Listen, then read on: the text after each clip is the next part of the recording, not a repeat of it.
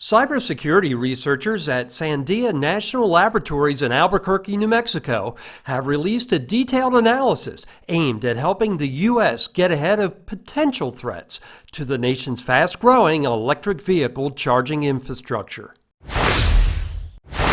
The research discovered vulnerabilities that range from things like credit card skimmers, which has happened at some gas stations and ATMs, to potentially even hacking an entire charging network via a cloud server. Sandia does research and development on a wide range of issues, from global security and defense to energy technology and nuclear deterrence. The lab has been studying America's charging infrastructure for the past 4 years and says successful attacks on Russia's charging infrastructure have already occurred, displaying anti-Putin and pro-Ukraine messages on some Russian chargers. Sandia's cybersecurity expert Brian Wright says the good news is the basic U.S. structure appears sound. Most of the vulnerabilities we saw were nothing you couldn't fix with a quick update or a quick architecture redesign.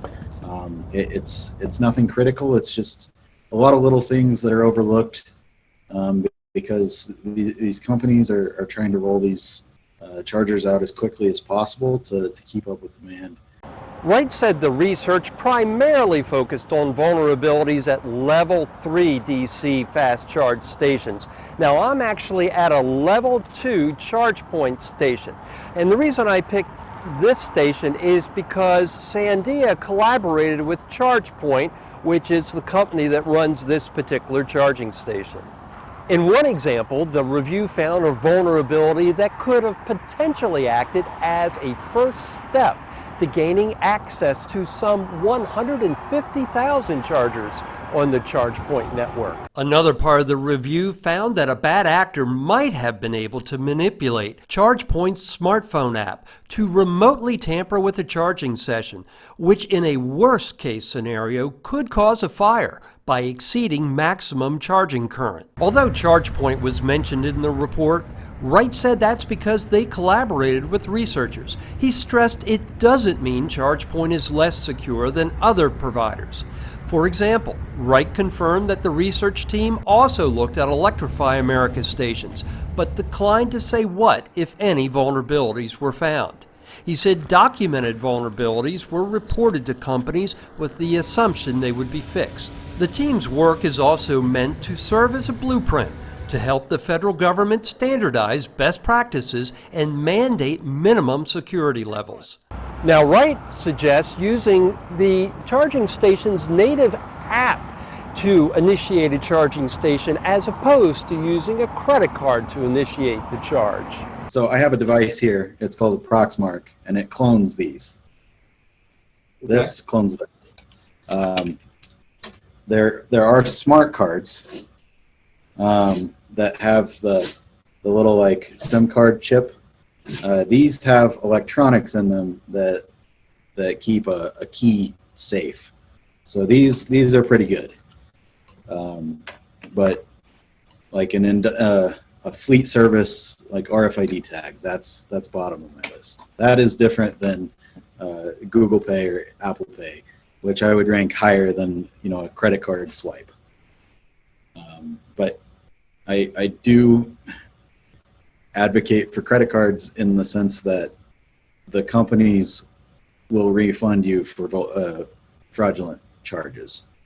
So you have that assurance. Now, one of the potential vulnerabilities eliminated right out of the gate at this ChargePoint Level 2 station is that it doesn't have a credit card reader. Instead, drivers use smartwatches, smartphones, or credit cards that have short-range wireless payment technology, commonly referred to as tap-to-pay.